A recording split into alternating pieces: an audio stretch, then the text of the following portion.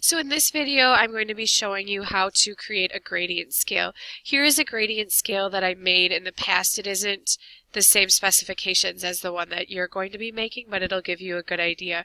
If you notice, there's lighter sections, and each section gets progressively darker as it goes to a dark section. But each section on this gradient scale is consistently the same darkness or the same shade. In this second gradient scale, we go slowly from light to dark, blending all the way up. So this one does not have different sections. So your gradient scale only needs to be 1 inch by 6 inches. So I'm going to mark with my ruler, and I'm just going to cheat, and I don't care if you cheat a little bit on this one, and make it.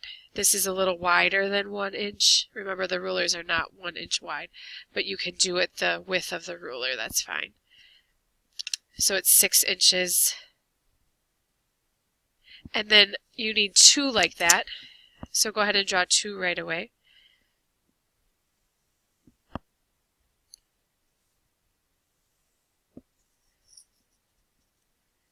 And then within one of them, you need to do 1 inch sections. So every inch, go ahead and mark. And the second one, you're just going to leave alone. So now I'm going to talk a little bit about your pencils. As you probably should have learned from, the process on the front side of the sheet, the HB pencil is going to be the hardest pencil, where the lead is the hardest, and it will draw the softest or the lightest. And then 3B will end up a little darker because the lead is a little softer. HB will be a little darker or softer than that. 6B will be the darkest. I'd like you to experiment with how it works best for you to shade. Some people like to use all 4 pencils. Some people just pick a few of their favorites. There's really no right or wrong way. It's all about personal preference. So I'm going to start with my lightest section down here. And when I shade, I'm going to put very little pressure on my pencil. I'm going to try to consistently fill this whole box with 1 shade or darkness of pencil. Now I didn't get all these edges very well, so I'm going to go back over it.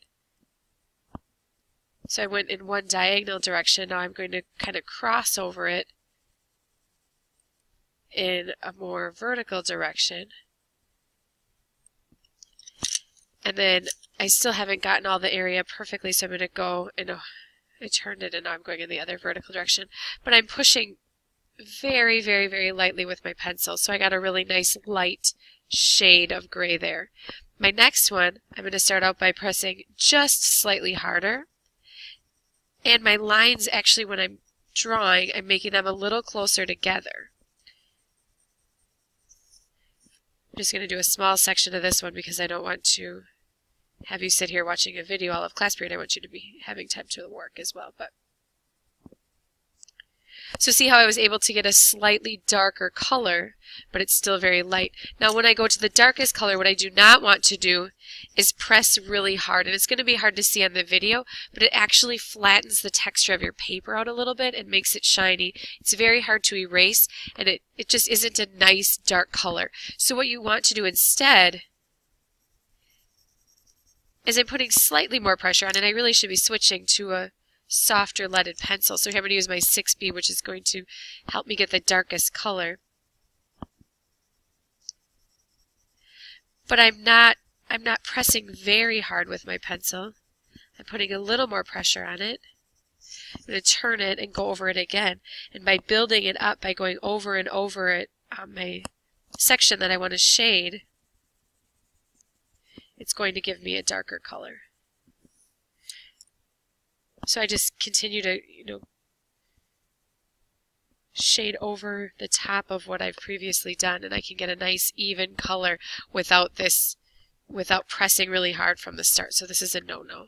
For this one, I find it easier to start with a little more pressure and kind of work my way up as I go down the paper and just keep going back and building that up. So I'm pressing a little harder here and lighter, lighter, lighter as I go across.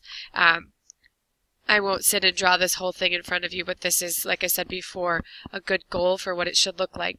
So this paper will be available for you to see. You have to get this to be nearly perfect in order for it to be acceptable for you to move on to the next step, which will be actually shading on your final picture.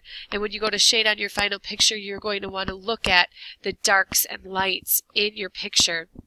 You want to look at the sections where maybe there's a dark section right next to a light section, and then you're going to want to use this technique. There will be other times that there's a gradient where it goes slowly from dark to light, and so then you're going to want to use this technique, which is why I'm having you do this practice with both of them. Thank you.